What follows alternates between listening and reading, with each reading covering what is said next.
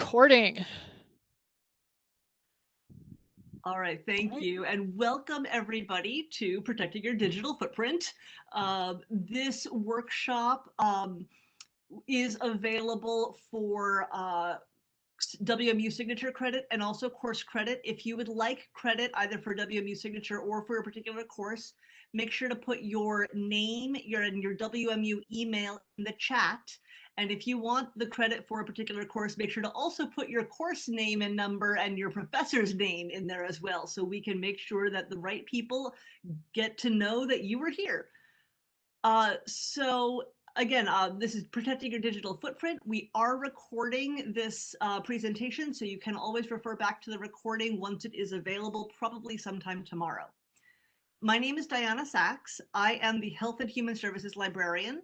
I'm joined today by my colleagues Carrie Leatherman, our Natural Sciences Librarian, who will be speaking in a little while, and Ed Eckel, our Engineering Librarian. And Ed is going to be providing all of our wonderful tech support today, making sure to monitor chat. So if you have any questions throughout the presentation, please feel free to just pop them in chat. So we're going to be talking about this idea of protecting your digital footprint, which is identifying how your data, your personal data, is used online and providing some tips about how you can make your online world a little bit safer. At the end, we're going to work through a threat modeling activity. We're calling this a threat modeling activity, so that you can learn to make more informed decisions about your own web browsing and social media habits. Again, a recording will be posted, and we have listed on this front slide a link to the resource guide, which is LIB guides or libguides.wmich.edu/digital footprint. And Ed, if you wouldn't mind popping that in chat, that would be great. So you can always refer back to the guide later on for additional information from what we are talking about, as well as links to some of the different tools that we will be talking about today. Now, what do we mean when we're talking about this whole digital footprint idea and protecting it? Because we're constantly putting information about ourselves online, from our financial and medical data, just by doing online banking or online communication with our doctors, to the things that we buy, the places that we go, our preferences in entertainment. I mean, what does our Netflix queue have to say about us? Companies are able to use that information in order to learn more about us. And sometimes that can be really helpful. Like, say you buy a new coffee maker online, and then the company can start sending you information about when there are sales on the coffee filters that you use for that coffee maker. That's a nice perk. It's sort of convenient, right? But sometimes it gets a little bit awkward. So there's a story that I'll tell you about that was reported on in Forbes magazine, where, and this is about 7 years ago now, but a very angry man stormed into a Target store outside of Minneapolis, and he demanded to talk to a manager. He said, "My daughter got this in the mail," and he brandishes the flyer and he's shaking it at the manager and he says, "She's still in high school and you're sending her coupons for baby clothes and cribs. Are you trying to encourage her to get pregnant?" And the manager, of course, of the Target had no idea what was going on, because the mailers are sent out by the corporate offices, not by the individual stores. But sure enough, the flyer was addressed to the man's daughter, and it contained advertisements for maternity clothing, nursery furniture, pictures of smiling babies. So the manager apologized and then called back a couple of days later to touch base with the customer. But this time on the phone, the father was somewhat abashed. He said, "I had a talk with my daughter. It turns out there's been some activities in my house that I haven't been completely aware of, and she is due in August. I owe you an apology." So it's pretty creepy that Target was sending a mailer for maternity supplies to a high school girl to her house, when her whole family didn't know that she was pregnant, but somehow Target knew that she was pregnant. So in today's workshop, we're going to talk about the different ways that companies can use our data and the different things that we can do to control what data we share online, how we can protect the data that we do choose to share, making informed choices on what we call this scale of convenience to creepiness. The convenient side of it being getting those coupons for sales on the coffee filters for the coffee maker you bought, and the creepiness side being when the store knows that you're pregnant before you maybe even know you're pregnant, let alone your family. So our job is not to tell you how you should relate to each company that you engage with online. Our hope rather is that you'll just be able to make more intentional decisions. You'll be able to consider more closely how you relate to each different service that you engage with online so that you can make more deliberate decisions about your relationship with that company. So in order to do that, it's important to think about how our data is used. Now, one really common place that we share data about ourselves is social media and online shopping. And again, there are lots of good reasons to do this. In fact, I was buying stuff online earlier today. We want to keep up with our friends. We want to watch videos, maybe become an Instagram celebrity. But if most apps and websites that we access are free, we have to ask ourselves, how do the companies make money?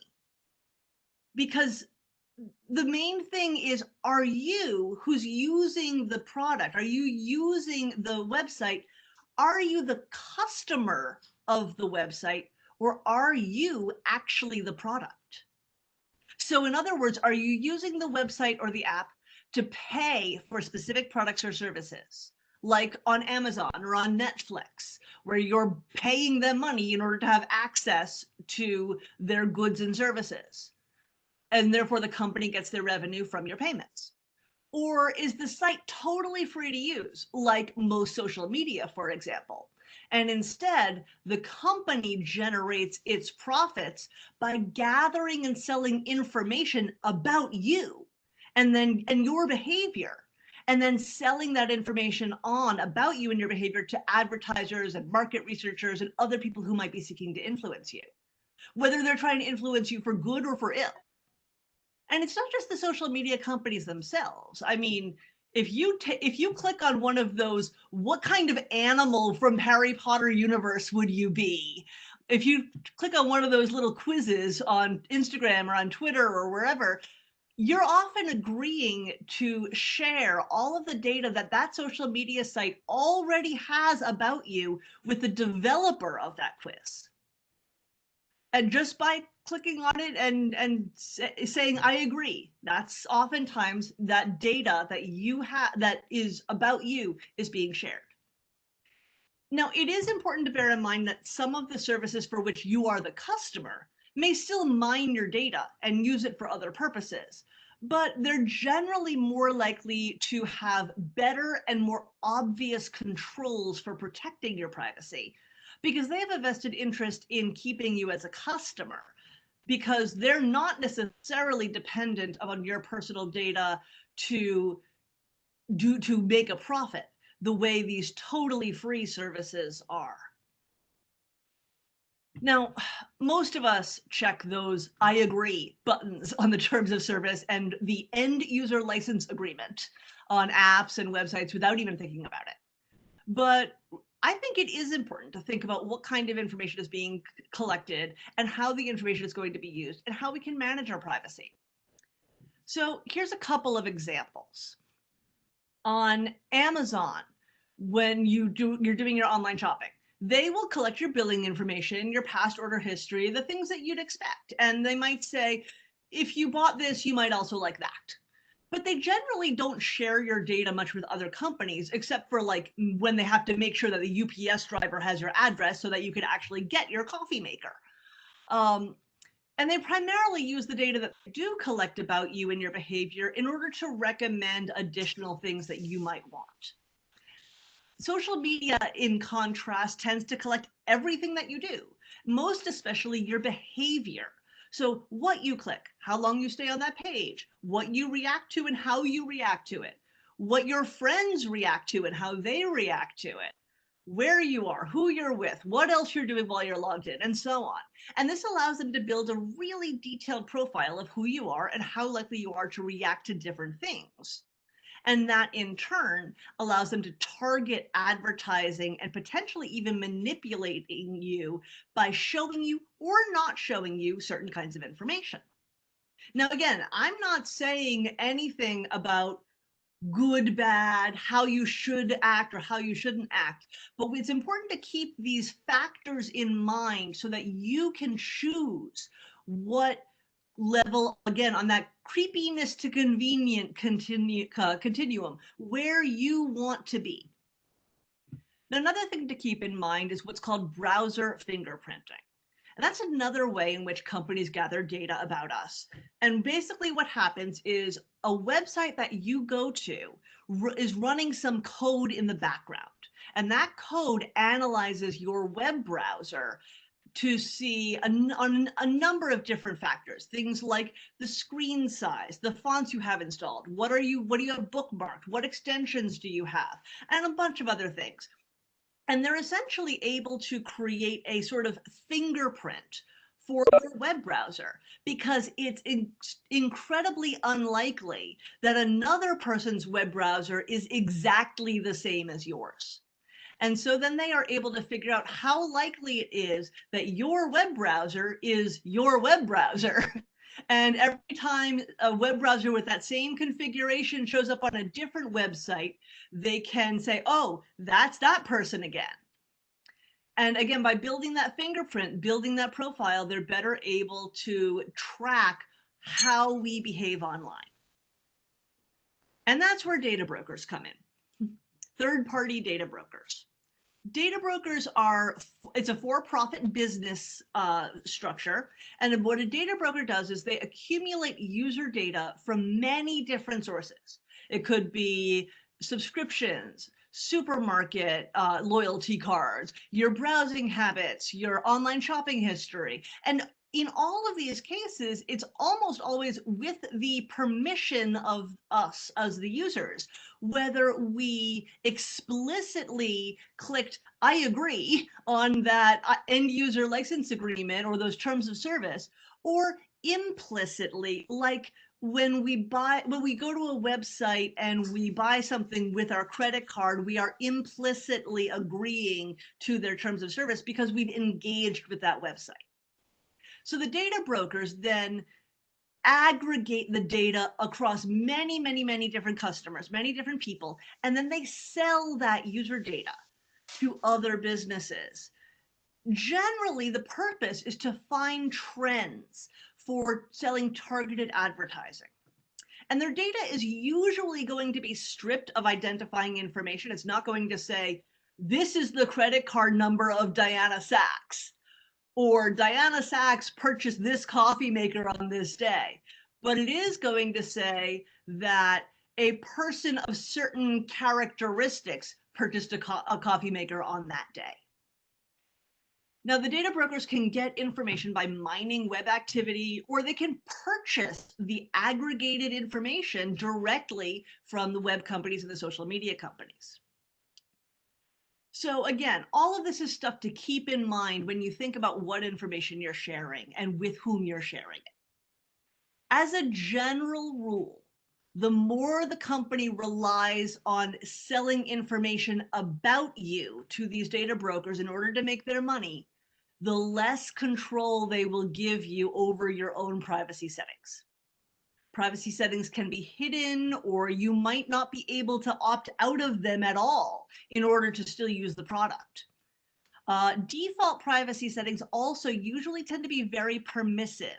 So it is a good idea when you start using a new app to check the privacy settings and change them to a setting that you're more comfortable with, and also to review them regularly, because if the app gets updated, or if over time those if different things happen with the app, then the privacy settings can even be reset to a more permissive setting than the one that you had selected. So it's always a good idea to check those periodically. Now, a lot of people separate the idea of their online identity from their identity in the physical world. But if you had a smartphone, then you might not actually be all that separated. There was a New York Times investigation but in just under 2 years ago, where they investigated a database of consumer location information that had been gathered from various apps on smartphones, fitness apps, games, weather, traffic apps, all that kind of thing. You're playing Pokemon Go, for example, your location is being tracked. But the apps gather the information of where the person using the app is using GPS. And then they gather that information and they sell it, the location information, to other companies, again, for that targeted location specific advertising and population research. This is a huge business. In fact, it was estimated at over $21 billion in 2018, in just 1 year. 21 billion with a B. Now, the businesses claim that they're interested in aggregate patterns only, not in individuals. But there's still a risk. The New York Times journalists were able to look at this database of location data that showed data from more than 1 million different phones in the New York City area. And there were locations for the different phones that had been pinged as often as every 2 seconds. And the journalists were able to identify individuals by looking at the data. They could find, it wasn't like it said, this is where Mary Jones lives, but they could figure it out. And they could find out where that person lived, where they shopped, where they worked, everywhere they went, as long as their phone was pinging the GPS. So the question that we have to think about is, if the New York Times journalists could do it, who else could be doing it? Now, the app developers say that we, the users, give them permission to have this data by agreeing to their terms of service. But a lot of people don't really understand what we're agreeing to when we click I agree. And it's often couched in language that will say things like, to give you personalized recommendations. Or it'll say something like, in order to serve you better. But it won't actually say that they're going to sell your location data to third-party companies that you have no idea who they are. So the New York Times journalist interviewed a couple of people for this story. And for one person, they were able to track her to a Weight Watchers meeting. They tracked her to a dermatologist's office. They could see that she stayed over at her boyfriend's house. Another person they interviewed was a nurse, and they tracked her phone to the hospital emergency room. She was pretty freaked out, not just for herself, but for the privacy of her patients. The issue, of course, is that there's not really any good way for us as users to opt out of supplying location data to these apps and still use the app. But there are some things that we can do, like turn off location services when we are not actively using that app, either just by turning it off for that one particular app or even turning off location services for the entire phone.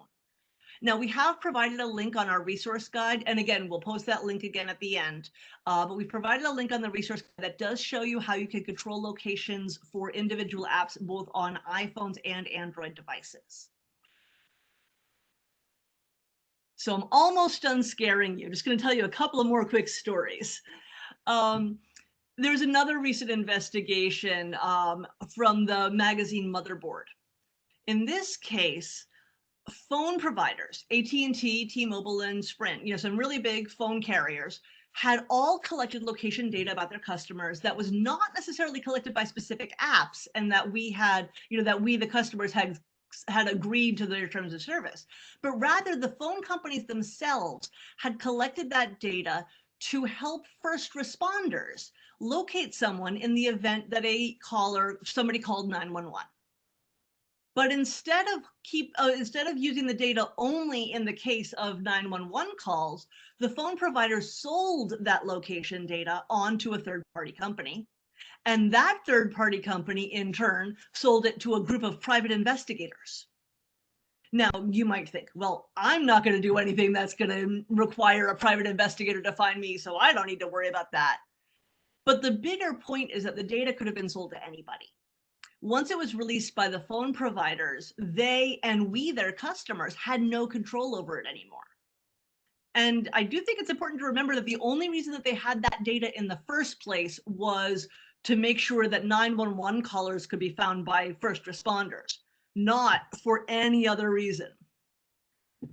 Now, there's another recent technological development that is also a concern for our digital privacy, and that is the use of facial recognition to identify private citizens. Now, a number of major tech companies like Google have expressly avoided developing this kind of technology because of privacy concerns. But that's just left the door open to other companies that are not these major tech companies. And most recently, there's a company called Clearview AI that has released an app that mines YouTube videos, social media accounts, Venmo, all sorts of other apps. And a user can upload an image of a person, and Clearview's facial recognition software will identify that person and all of their associated data. In fact, in researching for this particular story, a journalist ran their own face through the Clearview software, and it found some pictures that that journalist didn't even know had ever been taken of them. They're not ones that that journalist had posted online on purpose, but the Clearview software found it anyway. Now, so far, the Clearview software is only being used on a trial basis by some law enforcement agencies to identify people who might be involved or be witness to a crime. But some people are worried that the technology might soon be more widely available and would allow anybody to take a picture of any stranger just out on the street and then gain access not only to their names, but to their addresses, workplaces, what they do, where they go, really anything. So it's something that people who are concerned about privacy are really watching very closely. So now that I've scared you half to death, everything that I've talked about is related to how companies might be using the data that we provide them, either directly or indirectly, and how important it is to be thoughtful about what we provide in the first place, to ensure that you are comfortable with the data that you're giving. So now I'm going to turn things over to Carrie, and she's going to talk to you about how you can actually protect your data from people who might be out to harm you. Okay, thank you, Diana. Now I'm going to share my screen. Here we go. Oops. There we go. Sorry, going to do some clicking here. All right, and we'll present. And there we go. All right. So like Diana said, how can you actually protect your digital footprint, considering all these slightly creepy things that could be happening with your data? I'm going to give you a little example of the kind of thing that we're talking about, what kind of situation you might want to be protecting yourself from. And then I have several different tips on how you can actually protect yourself, like concrete things you can do to actually protect your digital footprint. First, the example. So in January 2019, there was a large collection of credential stuffing lists, and those are combinations of email addresses and passwords that can be used to hijack accounts and other services, or on other services, excuse me. So these credential stuffing lists were discovered that they were being distributed on a popular hacking forum. The data contained almost 2.7 billion records, and that's billion with a B, including 773 million unique email addresses alongside passwords. Those addresses had, alongside the passwords that those addresses had used on other breach services. Yikes. Okay, so your password, your services, what you're using out there floating around on hacker sites. How can you avoid this kind of situation from happening to you? So 8 examples of what you can actually do. First one, use a two-factor authentication. So, and what that means is a two-factor authentication requires you to use a trusted second piece of hardware aside from your computer to generate a unique code that is verifying that it's actually you when you go ahead and request something from a site. For example, that's usually your cell phone. That's something that actually WMU is using right now with your BroncoNet ID and password. Um, you, sorry, pulling my thoughts together. Many services allow you to have a two-factor software remember you for an extended period of time, like 30 days. And again, that's something WMU does too. So you don't have to use two-factor every time you sign in. It's handy just because it's one more barrier for hackers and other people that might be using your passwords in nefarious ways. Gives you a little bit more extra protection. Okay, so tip number 2, use a password manager. And we've got a bunch of icons of different password managers up on the screen, like Password Boss, Zoho, Vault, Dashlane, LastPass, 1Password, etc. The reason why you might want to use a password manager is it comes down to 3 issues of making a password that's secure. You want it to be something that's long, complex, and unique for every site. And when you think, though, about those 3 categories, you're making something that's long and hard to recreate. But when you think about all the passwords that you keep track of, it's a lot of long passwords to memorize. Just to give you some perspective, as a librarian, I have a lot of passwords. I went through a password manager that I use, counted up all the passwords I have, and it's about 230. 230. And I'm guessing a lot of people out there have a lot of passwords too. Memorizing 230 long, unique passwords would be a nightmare. I can't do that. I just can't. So I use a password manager. Basically, what a password manager is, it allows you to store the username and password in one single location. And it oftentimes has like a way to integrate with your web browsers, so you can just do a one click and have it autofill whenever you go to log into a site that you use a lot. Even when they don't have a module like that, still your password is one click away. You can just go into your password manager, pull it up, copy paste, boom, you're in. This allows you, taking away that memorization factor and even the temptation of having to reuse passwords just to keep it simpler in your head. When you use a password manager, it allows you to create very strong, random, long passwords or passphrases that are going to be a real deterrent from people, somehow figuring out your passwords and breaking into your accounts. Fabulous thing to do. I highly recommend it. All right. So tip 3, use strong passphrases. And I just was using password a lot in this last slide. Well, let me switch that over to something that might be a little unfamiliar, the term passphrase. Why you really would want to use a passphrase instead of just passwords is that phrases can be much longer just inherently. String a bunch of words together, you're going to have a lot of characters. And again, that idea that you want your passphrase to be really long so it's harder for people to go ahead and, just by randomly generating numbers and phrases and all that to be able to crack into your accounts, you can have a lot more complexity in a passphrase. It makes it harder for people to break into your password secured information.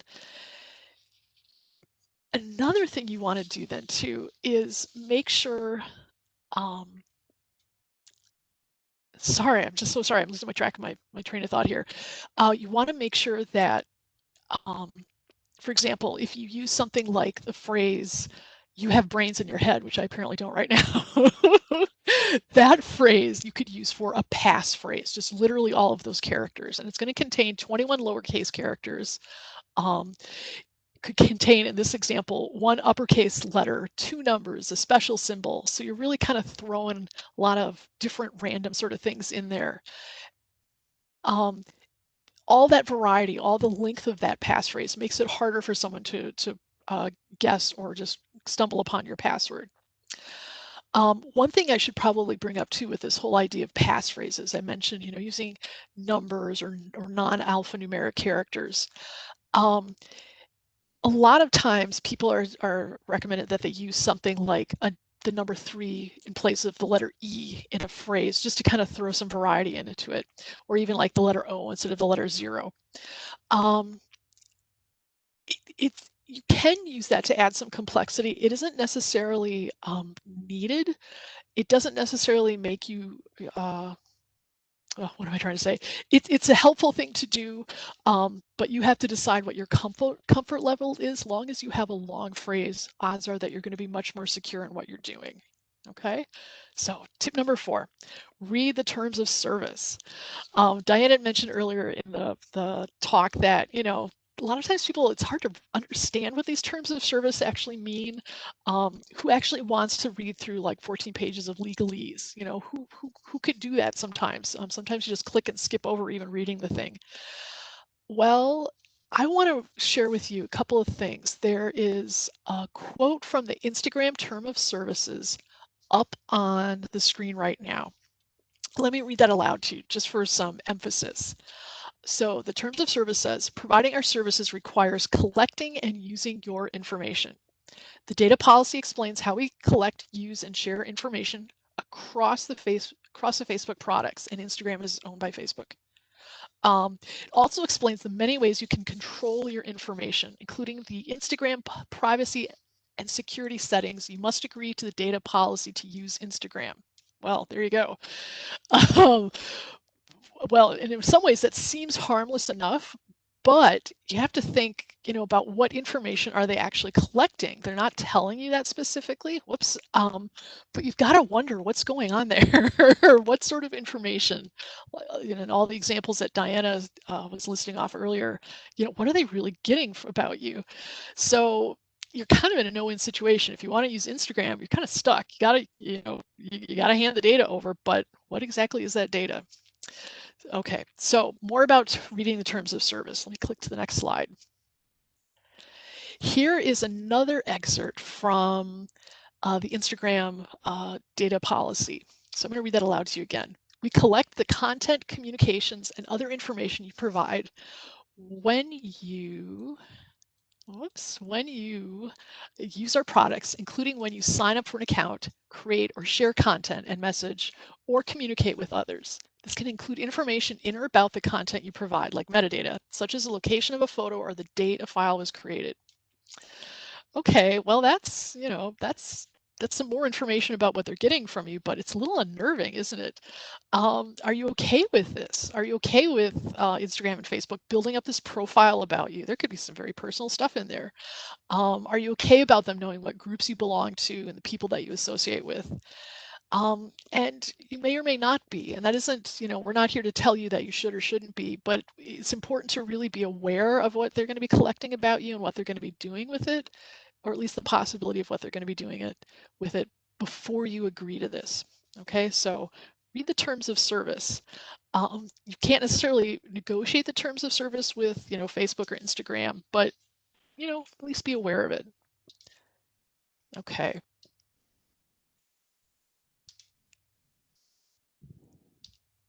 All right, so tip number 5, use something like DuckDuckGo for web searches. Okay, so what in the heck is DuckDuckGo? It is another search engine beyond some of the more familiar ones like Firefox or Chrome or other things like that. They're actually a competitor to them in Bing and Yahoo also. But what makes DuckDuckGo different is they have a very different business model than these other search engines. Google, Bing, and Yahoo and others collect your personal data and browsing history and then use them. That's their whole business model. But the catch is DuckDuckGo doesn't. So they were a really interesting alternative. Instead of that business model, what DuckDuckGo does is they make money by providing some limited advertising relative to your searches, but they don't track your data once you leave the site. So it's a real kind of line in the sand drawn there. And up on the screen here, we have an excerpt from DuckDuckGo's mission statement, and I will read it. It says, too many people believe that you simply can't expect privacy on the internet. We disagree and have made it our mission to set a new standard of trust online, which is really kind of nice. It's a refreshing change. And here's from their privacy policy.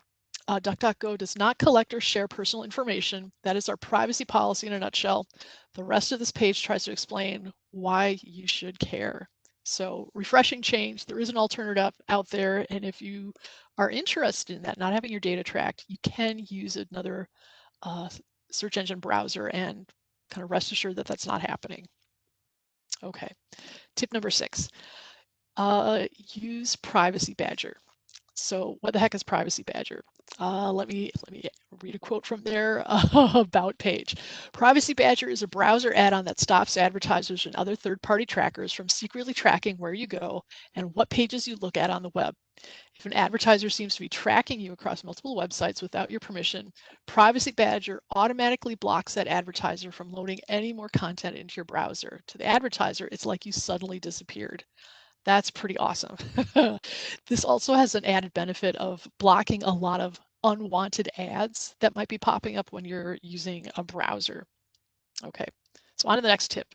Tip number 7, disable location services. All right, so um, this is actually kind of an interesting one. Some people don't necessarily mind, having a cell phone or what have you tracking where you're going. And I will admit that I use Google Maps all the time in the car, and I love it. I'm delighted that they know where I am, so I can figure out where I'm going. um, but if you're concerned about location tracking, up here on the image on the screen, you can see that it kind of shows you where you can actually go in your own cell phone and figure out where the privacy setting is and where your location service is, and you can actually turn that off.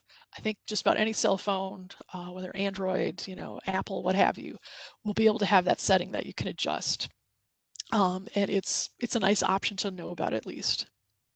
Okay, so tip number 8, the last tip, regularly review your privacy settings. Like Diana was saying before, online software is updated frequently.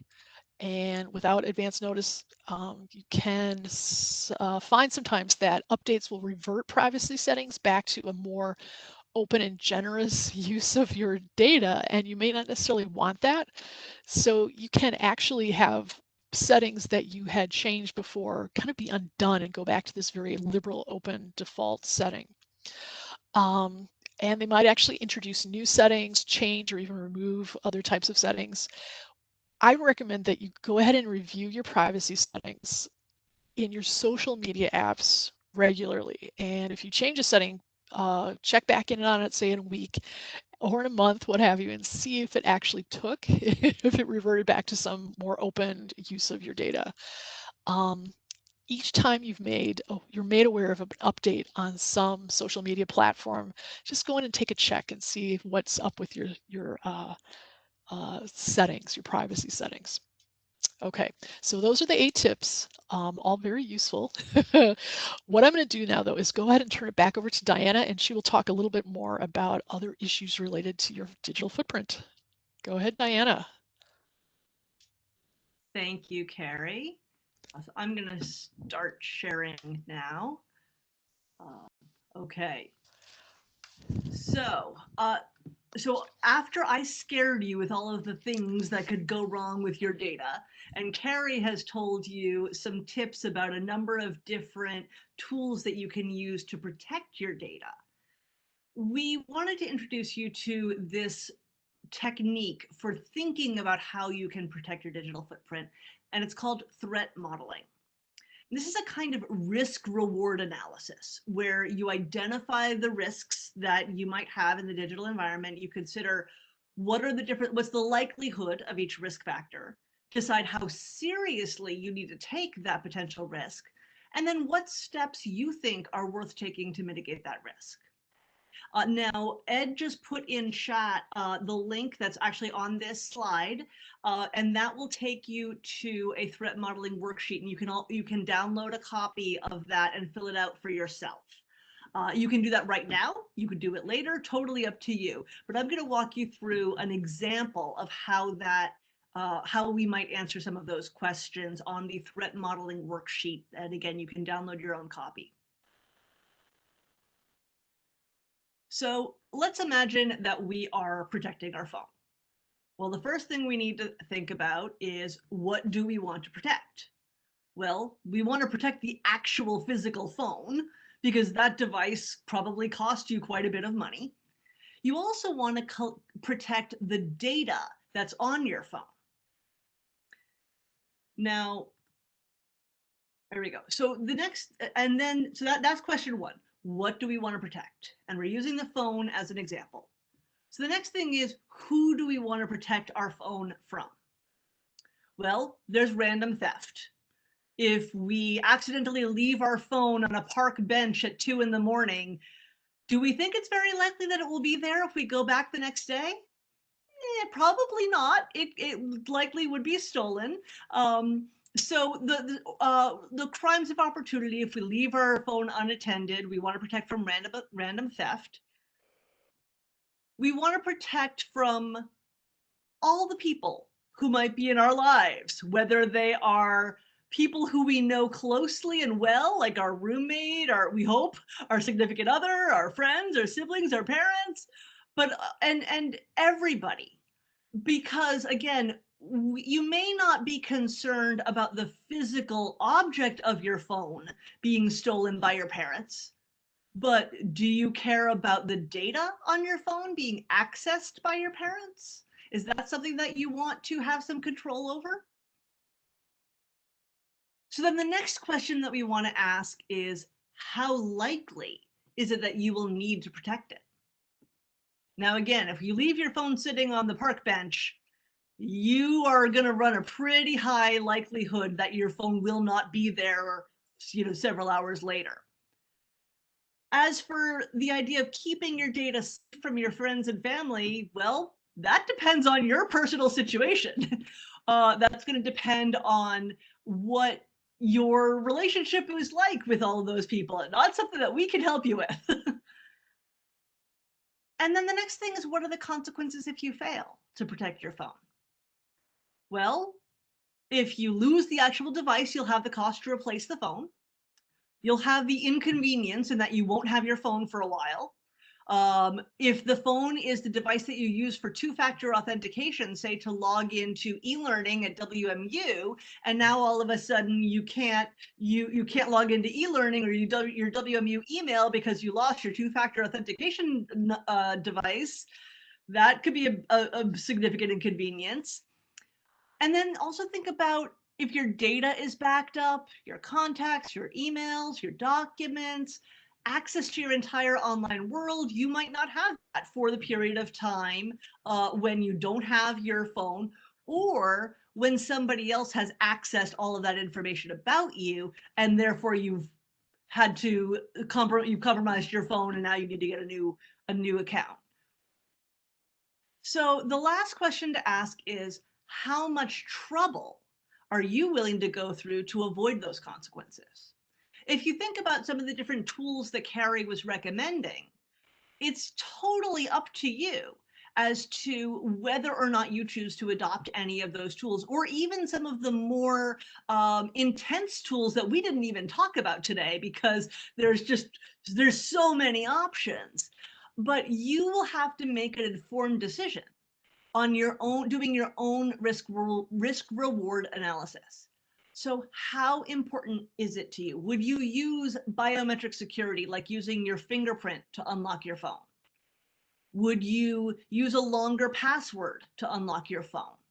Or would you subscribe to a cloud-based storage provider like Apple's iCloud or back up to Google Drive, so that you can be sure that even if your phone was lost or stolen or fell into the river, that you would still have access to your data? Would you configure a remote wipe service on your phone, meaning that if it was stolen, you could log into an account on another computer, hit a button, and then wherever that phone happened to be, all of the data would be gone forever, and so nobody else could access it. These are all options, choices that you would have to think about.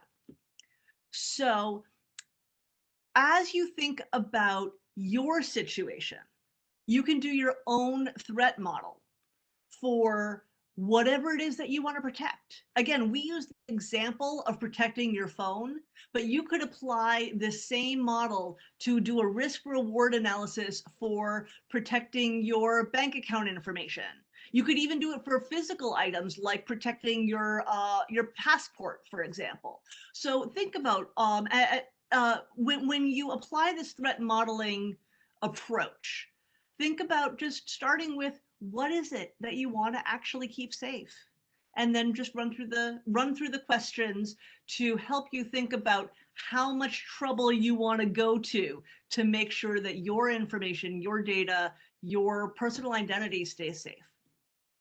So again, I have a link to the threat model worksheet again on this page, as well as a link to the resource guide as a whole, and all of the different tools that Carrie mentioned are listed on the resource guide. There's also a lot of additional information that we didn't even get into, all on that resource guide. Once the recording of this workshop has been generated, most likely sometime tomorrow, we'll have a link to the recording up on that resource guide as well. So for now, we're going to open it up to questions.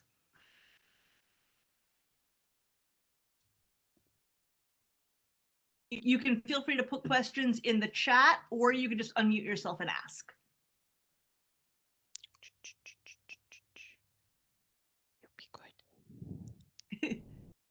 Is Bruno sitting there with you? Yeah, I'm trying to be subtle, but my cat's standing on my desk. Yes.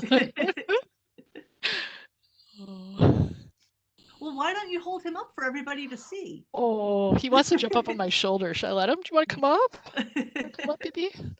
Come here. There's Bruno. Most of the time, people, cats are the best part of these workshops. Oh, he's being a good boy. Okay. So again, anybody have any questions about anything we've talked about today? Including my cat? I see a question about password managers. Are any of them free, or are they a one-time purchase or a monthly? Most of the password managers have a free option, and there are subscription options which give you additional features. I will say personally, I use the password manager called LastPass. Their tagline is that it's the last password you will ever need, because theoretically you only need the one password for your LastPass account. That's the one that I use, and I use the free account, and I'm perfectly satisfied with the free version. But you can certainly explore the different password managers, Dashlane, 1Password, and so on. They're all linked on the resource guide, and you can see if you would be interested in paying for any of the advanced features or not. But again, most of them have a free option. Yeah, I second that. I use the free option of LastPass also. I find that the free version is really suitable for my needs. I have a lot of passwords, but I'm not like at the corporate level or business level of having, thousands of passwords. And I find it works really well. So I second that.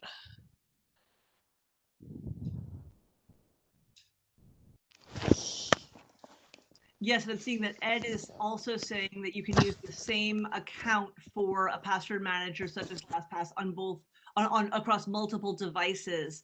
There are some password managers that may have limits on the number of devices that can be connected to the password manager without subscribing to a paid version. So that would be something to consider when choosing which password manager you want to use, if you want to use multiple devices for the same account. Another reason that I know some people will choose to use a different password manager is if they need to share passwords with colleagues, usually in a workplace setting, because usually you're not sharing passwords with other people. No. But if you have, for example, a corporate service or something in your workplace where multiple people need access to the same account, that is something that some password managers will require a paid subscription to access that level of service.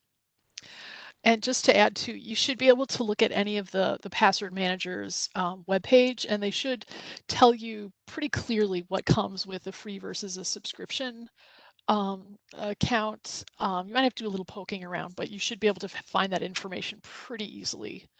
Doesn't hurt to shop around a little bit too to see which would work best for your particular circumstances.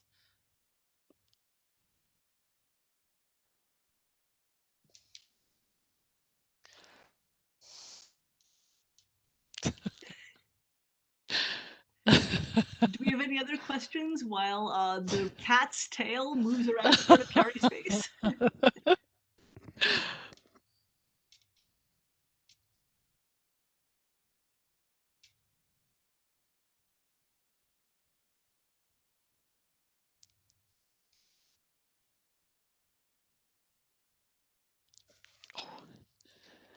All right, well, we can certainly hang out for another couple of minutes if anybody has any questions. If not, or if you think of a question in the future, feel free to go to the resource guide. My contact information is on that guide, so you can always ask questions in the future. And thank you all for coming.